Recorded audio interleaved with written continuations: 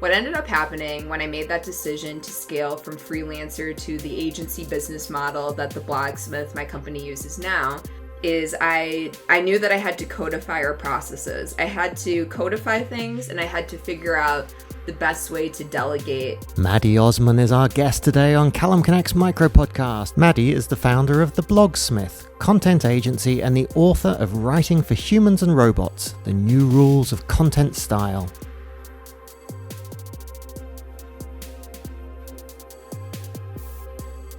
The biggest hurdle I've faced as an entrepreneur was when I was still considering myself with the title of freelance writer and was hitting a limit in terms of my capacity to do more of that job. And what I eventually came down to as an answer was to figure out how to scale up without having me personally doing all the writing and all the activities around delivering things to clients, all the admin work, and all the little things that make up that final deliverable and customer experience. And so what ended up happening when I made that decision to scale from freelancer to the agency business model that the Blogsmith, my company, uses now, is I knew that I had to codify our processes. I had to codify things, and I had to figure out the best way to delegate not only that work, but again, sort of the admin and other tasks around it. Because when I scaled up my business, I knew that in order to be effective, I couldn't be the bottleneck at any stage.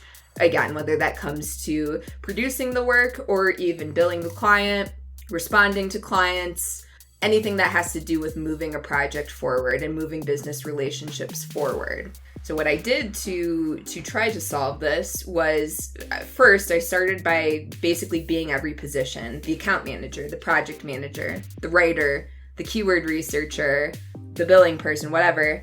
All these different positions. I put myself in that position. I created documentation. I created ways to check in on progress, to have controls over different aspects of those things so that there was an effective way to check in and see if those things were being done well.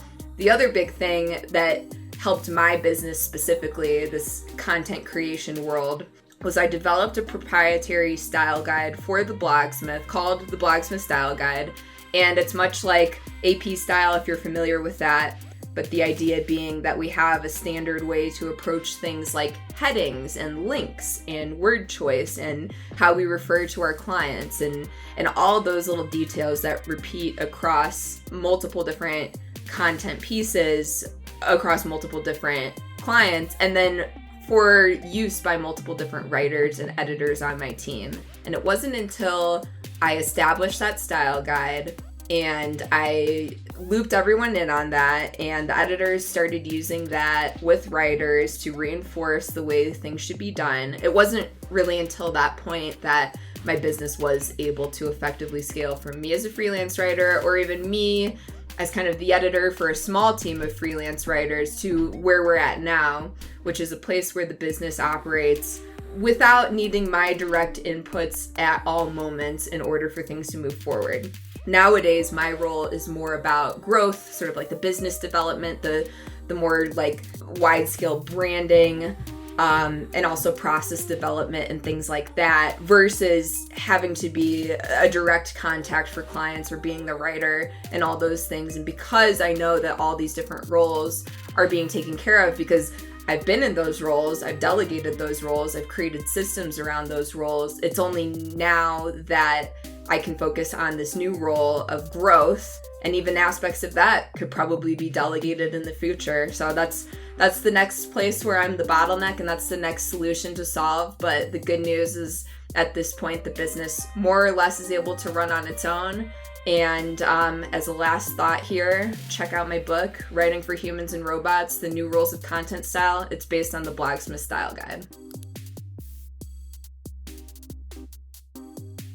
If you enjoyed this podcast and would like to find more inspiring information about entrepreneurs around the world doing incredible things, make your way to enterprisezone.cc.